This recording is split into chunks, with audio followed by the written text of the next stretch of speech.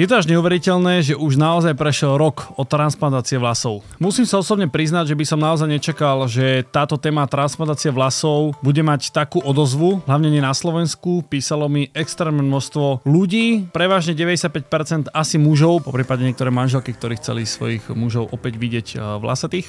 Finálny výsledok z transplantácie vlasov má človek vidieť po 9 až 12 mesiacoch. U mňa je to presne rok, čo som na tejto transplantácii bol, a keďže ste si toto video extrémne žiadali, tak som si povedal, že čo by som ja pre vás neurobil. Takže toto na mne, čo vidíte, sú vlasy rok po transplantácii. Inak to mi tak napadá, že dnes mám narodeniny, takže ak mi chceš dať nejaký darček, tak mi tam určite hod like a odber.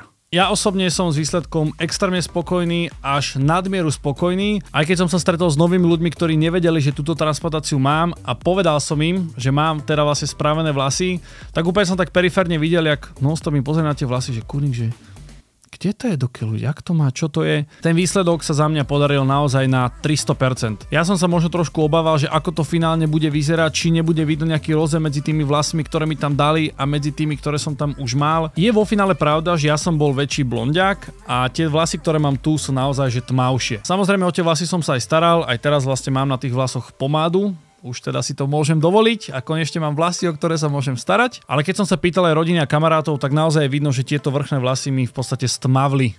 Mal som ich predtým svetlejšie, teraz sú síce hustejšie, krajšie a kvalitnejšie, ale sú trošku tmavšie. Mne doktor Serkan dorábal celú túto prednú stranu, tu mi dal myslím, že 1700 štepov, trošku vyššie doplnil 100 a na tieto boky mi dal 250. A neviem vám úplne povedať a odpozorovať to, že koľko z nich sa ujalo, koľko sa z nich neujalo. Samozrejme, keby niekto povedal, že mám kúty, tak je to v podstate prirodzená hairline, ktorú vy máte mať, čiže nemohli mi oni dať tie vlasy takto, aby tam nejaká proporcia tej tváre bola. A ja som veľmi rád, že to napríklad nemám spravené ako niektorí ľudia, čo som videl, že podľa mňa to nie je úplne že pekné, že majú tú hairline že úplne rovno. Ja ju mám tak, že to pôsobí podľa mňa veľmi prirodzene. Vráťme sa ale rok naspäť, aby som vám vedel povedať, že aký bol celý ten proces po. Prvé video sme skončili pár dní po tom samotnom zákroku a následne po tomto videu na niekoľko týždňov začal celý ten proces dávania tých vlasov dokopy. Samozrejme, ako vždy, našli sa experti, ktorí písali, že úplne to nie je dobré a prečo som išiel do Turecka a mne sa to nepáči a prečo máš tie vlasy takto a nemáš vysoko čelo niečo. Tá klinika vyhrala svetové ocenenie. Kvôli niečomu si myslím, že toto ocenenie majú a práve preto si ja dovolím počúvať skôr ich názor ako názor ľudí. Pretože samozrejme boli ľudia, ktorým písali, že no Maťo, teraz budeš musieť do konca života brať nejaké lieky a hormóny, aby ti to nevypadalo niečo. Ak by to tak bolo, tak by mi to tí ľudia z tej kliniky povedali. A keď niekto argumentoval tým, že no hej, ale vieš, pre nich je to biznis, oni ti to nepovedia, aby ti to vypadlo, aby si na to išiel znova. A myslím si, že keby to bola pravda, tak im to tí ľudia píšu a nemali by také dobré recenzie. Čiže žiaden nejaký biotín a finasterid a rogain niečo, nič z toho som nebral, nič z toho nebudem brať. Ako náhle by mi napríklad vlasy, ktoré mám ešte na korunke, ktoré mi nedorábali a sú tie pôvodné, mali vypadnúť, tak ja odmietam brať do konca života nejaký hormón, nech si obere kto chce. Ja to proste nechcem. Kľudne nech mi to vypadne, ja po tejto skúsenosti kľudne na to pôjdem aj druhýkrát dorobiť si tú korunku, ktorú mi nedorábali. Nemám s tým najmenší problém, ale ja určite žiadne hormóny brať nebudem, ani som nebral. No a teraz tomu samotnému doliečovaniu. V podstate prvý týždeň, čo som sa vrátil po tom zákroku, mal som taký vankušik okolo krku a mal som spať po sediačky. Ja vám poviem, že som sa toho trošku obával, že ako sa mi bude spať, či nebudem nevyspatý. Bolo to úplne v pohode a naozaj 72 hodín už po tom zákroku som v podstate normálne spal. Je to iba kvôli bezpečnosti, aby ste si vy nejak nešuchli tú hlavu, niekto má dajme tomu nejakú kovú konštrukciu, aby sa vám to vo finále zahojilo tak, ako to má byť. Po tomto týždni ja som začal spávať úplne normálne, nebol tam žiaden nejaký diskomfort čohokoľvek po tom zákroku. Ak si správne pamätám, trvalo nejak 2,5-3 týždne cca, pokiaľ mi vlastne všetky tie chrasty z tej hlavy odpadli. Tu sa samozrejme nedoporučuje si tie chrasty nejakým spôsobom dráť a strhávať dole, pretože môže to nejakým spôsobom vám pár tých vláskov vytrhať. Avšak ja vám to poviem z mojej skúsenosti, keďže mi tie vlasy rástli a tie chrasty ostali na tých vlasoch, tak ja som si sem tam tak vyprášil jemne tú hlavu, aby v podstate tie chrasty zmizli čím skôr. A teraz niečo, čo sa týka údržby.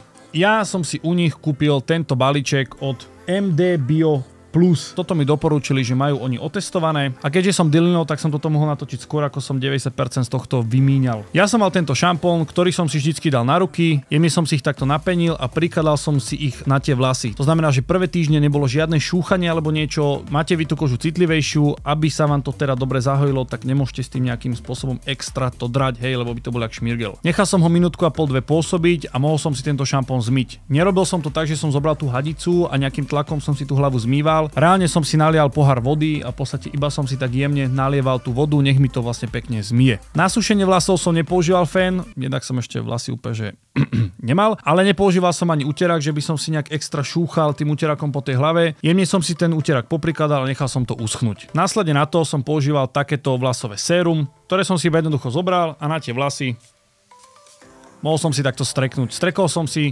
myslím, že 2 dopredu a 2 dozadu. Inak paradoxne teraz, keď nad tým rozmýšľam, tak toto je set, ktorý mi povedali, že mám na prvé 3 mesiace. A ešte stále tu mám časť toho séra a stále mám na spodku ešte trochu šampónu. Čo je halus. A potom tu bola posledná vec, ktorú tu nemám a to boli vitamíny. Keďže som to zabudol trošku natočiť, tak teraz vám dávam screenshot z toho, čo tie vitamíny obsahovali. Nie je to nič drastické, sú tam nejaké základné veci na hojenie a nejakú podporu tých vlasov. No a to je v podstate všetko, čo som ja do dnešného dňa robil. Jeden bonus, ktorý tam ešte je, ktorý som stále nepoužil, neviem prečo som sa na to vyčubal, určite to veľa z vás pozná, je to takýto roller. Ak to máte vy takéto sérum, vy si vlastne tým rolčekom prejdete po tých vlasoch a aplikujete tam toto sérum. Je to opäť na nejakú podporu tých vlasov a tento set by vám mal výjsť teda, keďže každých 10 dní dávate to na polovicu 20, 40, 60, 80, 120. No to znamená, že na 3 mesiace by vám tento set celý mal výjsť. Čo sa týkalo ešte nejakej ochrany hlavy pred slnkom, keďže vlastne prvých pár týždňov nemôžete ísť vy na to slnko, respektíve nemali by ste ísť na nejaké extra priame slnko. Určite je rozdiel, či ste niekde na severe Európy alebo ste niekde pri rovníku. Samozrejme treba aj s tým proste rátať, ale nejakým spôsobom sa vám nemala extra spotiť hlava alebo ste mali nejakú extra záťaž na tú hlavu. To znamená, že opäť nejakú pracovnú helmu, kúpaciu čiapku, niečo, to v podstate to prvé obdobie ste nemohli nosiť. Čiže tento klobúčik ja som si iba tak jemne nasadil, došiel som teda naspäť domov, dal som si ho dole. Ja som sa snažil tú hlavu čo najviac vetrať, aby to bolo také prirodzené. Šiltovka. To bola ďalšia otázka, ktorú som ja riešil, že či budem môcť niekedy nosiť šiltovku, pretože vieme, že keď máte tú šiltovku, tá hlava sa vám spotí, sa vám zaparí, tak to je to, čo vám tú kožu nejakým spôsobom trošku dodžubáva a vie vám to aj veľmi nepriamo to nazvime, trošku znížiť kvalitu vlasov. Ja sa úprimne priznám, že šiltovku som začal nosiť asi až po 6 mesiacoch cca, odkedy som vlastne bol na týchto vlasoch, ale samozrejme dával som si na to pozor, aby sa mi nejak extra tá hlava nespotila. Vo veľa prípadoch, keď ste na priamom slnku, treba mať tú ochranu hlavy, ale tie prvé mesiace vravím, vyhýbajte sa tomu slnku.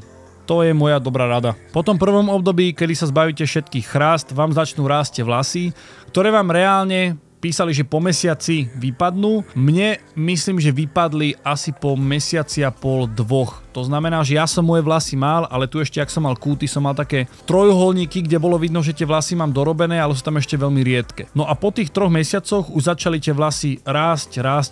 Videl som, že sa zhustujú, videl som, že sú pevnejšie. Že prišlo mi to naozaj, že ako keby to ani neboli moje bočné vlasy, že sú to fakt ako keby vlasy niekoho, kto ich mal veľmi dobré. Myslím si, že to bolo aj preto, lebo som to naozaj zobral veľmi zodpovedne a to, čo mi oni povedali, že mám robiť, tak reálne som to naozaj že dodržiaval. V niektorých prípadoch som možno bol až na seba trošku prísnejší, čo sa týkalo, dajme tomu, nejakého cvičenia, že nejaký prvý mesiac, 2 ste nemali nejak extra zaťažovať svoje telo nejakou fyzickou aktivitou, niečím. Ja som to myslím, že potiahol nejaké 4-5 mesiacov, že som necvičil a nie je to teraz výhovorka, že dá som si spraviť vlasy, tak prejsť to nebudem cvičiť. Proste som si povedal, že ešte to chvíľku potiahneme. A sami viete, že keď z niečo vypadnete, tak to chvíľku dlhšie trvá, takže OK, možno to bola aj trošku výhovorka. Ja barberovi chodím každé cca 3 týždne. V podstate u barbera som po tomto zákroku nebol asi 2 mesiace, to nazvime, a po tých 2 mesiacoch som teda došiel a v podstate jediné, čo mi on riešil, boli tie zadné vlasy, poprvé tie vrchné vlasy. Snažil sa vyhýbať tej zóne, kde mi tie vlasy dali. Jednak aby mi to narastlo, aby to v podstate zhuslo, keď to prirodzene malo po tých 2 mesiacoch vypadnúť, nech to v podstate vypadne. Iba nejakým spôsobom, aby som nemal tu že žiadne vlasy a tu som mal takú obrovskú bočnú hrivu. Ak si správne pamätám, tak po nejakých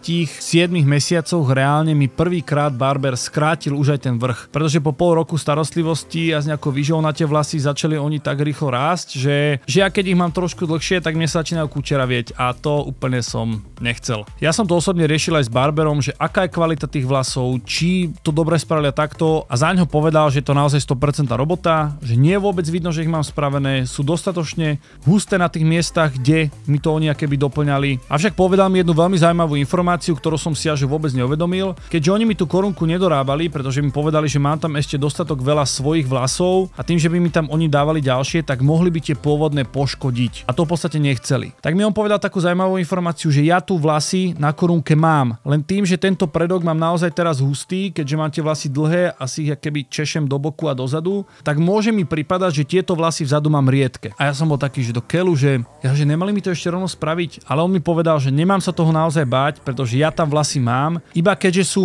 viac blonďavejšie ako tieto predné, ktoré mi stmavli, tak to môže naozaj pôsobiť, že tie vlasy vzadu mám rečie. Budem sa opäť opakovať, ak by mi náhodou aj kompletne tá korunka vypadla a bola by som vzadu plešku, ani by som neváhal, napísal by som e-mail a išiel by som na dorobenie tej korunky znova. Zatiaľ osobne si myslím, že na to, ako rýchlo mi to vypadávalo, tak práve aj tou transplantáciou vlasov sa mi to extrémne pozastavilo. Neviem, či sa mi to úplne zastavilo, to už si netrúfnem, zatiaľ stále je to iba rok, čo sa mi to aj dávalo celé dokopy, ale myslím si naozaj, že to vypadávanie ako také sa mi, že na 90% že zastavilo. A poďme teraz na ten finálny vizuál. Aká je moja starostlivosť o vlasy po roku? Ja v podstate stále mám to, že keď idem do sprchy a idem si umývať vlasy, opäť si zoberiem, stále mi ostáva ešte ten šampón, ale v podstate môžete potom používať akýkoľvek, ideálne aký s výživou vlasov. Ja si opäť namydlím moje vlasy, opláchnem si to a už teraz konečne po roku môžem používať aj fén.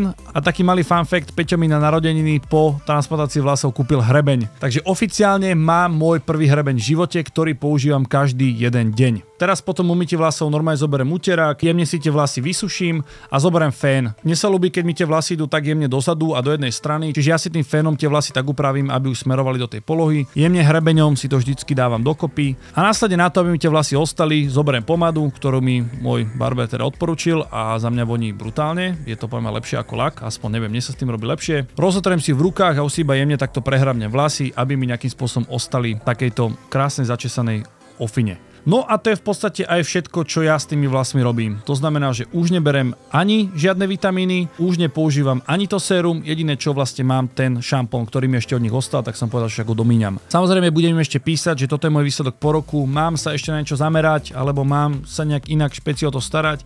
Avšak keď som im písal po 9 mesiacoch cez WhatsAppovú skupinu, poslal som fotky, tak povedali, že Martin, gratulujeme, všetko je super pecka a vyšlo nám to 100%. To je asi aj všetko, čo sa týka mojej vlasovej cesty. Trvalo to rok, aby sa to dostalo do tohto štádia a ja som s tým štádiom, že extrémne spokojný a úprimne vám poviem, že naozaj to sebavedomie išlo fakt hore. Ja teraz sa zobudzam s tým, že idem si dať spršku a proste dávam si dokopy tie vlasy. Aj keď som teraz ocestovaný, mám so sebou normálne skladací fén a zobral som si hrebeň a reálne sa na to teším a robí mi to proste radosť, že naozaj mám sa o čo na tej hlave starať. Takže obrovská červená čiara a v tomto momente pre mňa téma vlasy končia. Takže keď vás čokoľvek zaujíma ohľadom toho celého procesu, ako to prebiehalo, ako sa vybrala klinika, jak som sa tam dostal a čo všetko je za tým, pozrite si tú prvú časť a táto časť v podstate ostáva o tú starostlivosť, po tom zákroku a finálny výsledok. Už nebudem o tých vlasoch točiť, ja nie som vlasový nejaký špecialista, netuším, že čo s tými vlasmi ďalej. Ja som vám to chcel iba odkomunikovať z toho môjho pohľadu, čo všetko za tým pre mňa bolo a aký je pre mňa finálny výsledok. Verím, že každý, kto mi písal správy o finálnom výsledku a o tom, aká bola starostlivosť, si v tomto videu našiel odpoveď. A za mňa osobne, ak naozaj nad takýmto niečím premýšľate, tak túto kliniku doktora Serkana môžem ja osobne z mojej skúsenosti po roku, keď vidím tento výsledok, iba doporučiť. Ja osobne si myslím, že za tie prachy to naozaj stojí. A ak vidíte moje vlasy, tak je to iba potvrdenie. Ja vám ďakujem veľmi pekne za sledovanie, my sa vidíme opäť niekedy na budúce, zatiaľ sa majte a starajte sa o svoje vlasy. To bolo pekne trapné.